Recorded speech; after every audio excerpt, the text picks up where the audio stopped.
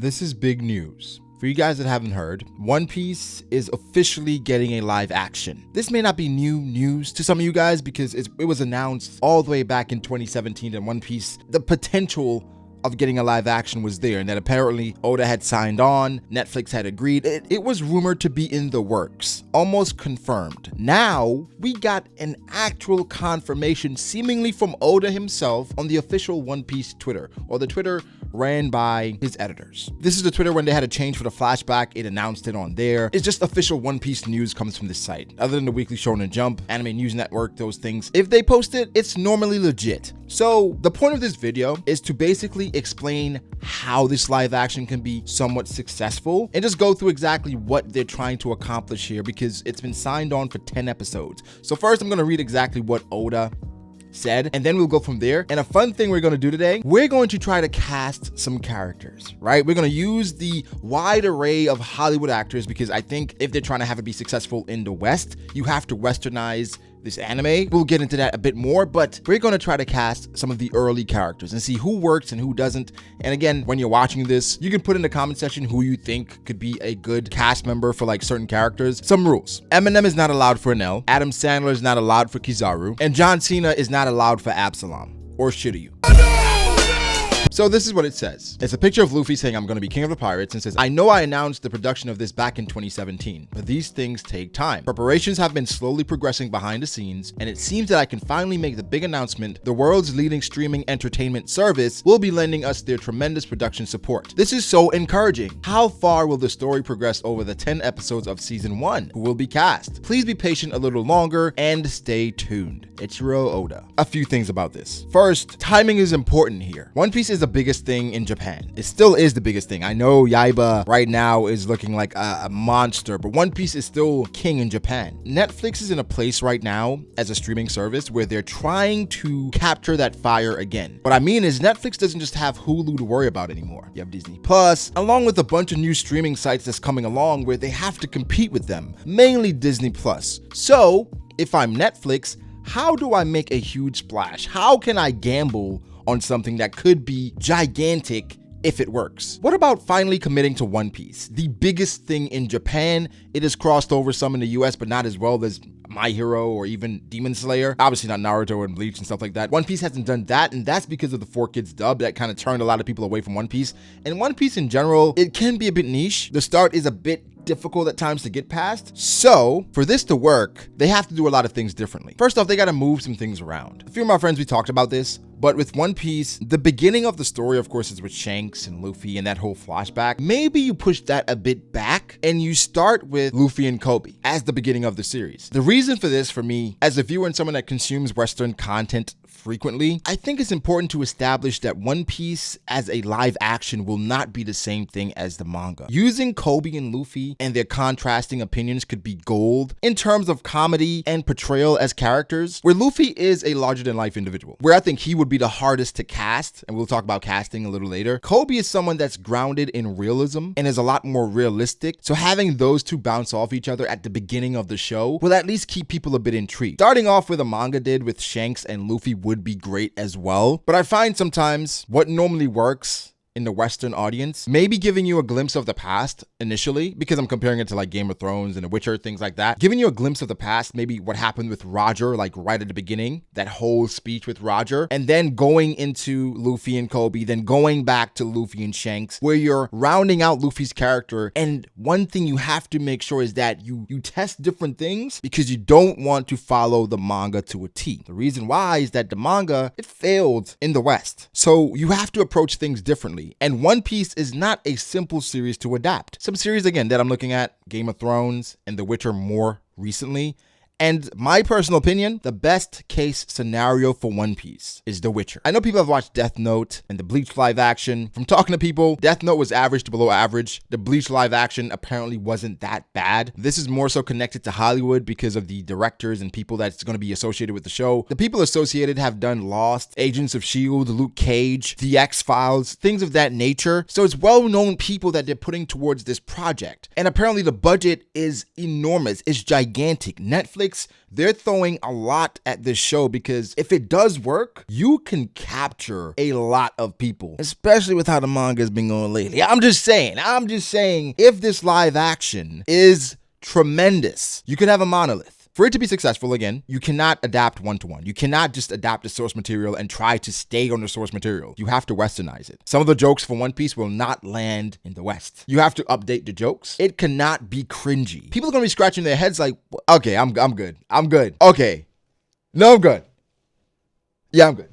And honestly, I should have started with the most important thing because that isn't the most important thing. To me, the most important thing is the cast. The cast has to be on point. Casting Luffy, the main character of the show, will be difficult because, again, you're trying to westernize the show, but you're still trying to capture that brilliance that Luffy brings to the screen. But how do you keep the integrity of the show? I think Zoro will be cool, but fairly easy based on what Zoro portrays, a badass that can use swords and get lost sometimes. Sanji will be fairly easy as well, bring a gentleman. And the thing is that will be difficult is like incorporating the gag, going back and forth between the gag in the actual show. But we've seen characters like those before in the West, like characters that really love women and would do anything for women, chivalrous gentlemen in a way. And again, with One Piece, sometimes the manga is grounded in, I want to say, antiquated beliefs or just old ways of looking at women and characters, which doesn't work anymore. And I feel like Sanji's character, in a way, the whole gag in the manga, I'm not sure how it would go over in the West. Usopp has to be great. Nami has to be great. We also talked about someone like Arlong. Like, you don't have to make a big blue guy with a long nose. You can westernize it again and maybe have someone similar to Aquaman, not the actual Aquaman like Jason Momoa, but have it so that you know that he's a fish man, but he doesn't have to be blue and look weird. Another thing is budget, and they're doing that. They're throwing a lot at the show, which makes a lot of sense because, again, I feel like Netflix, they're trying to position themselves to compete with Disney because Disney, they have a lot coming with the Marvel stuff, and again, Disney's taking away some of the stuff they have on Netflix. So Netflix, they're trying to gain some momentum. The Witcher, again, I think that's the best case scenario for One Piece. I think The Witcher did a great job of telling the story of what The Witcher is, but also not going too far. Of course, there were special effects. I don't think the special effects were that bad. I think they were pretty good,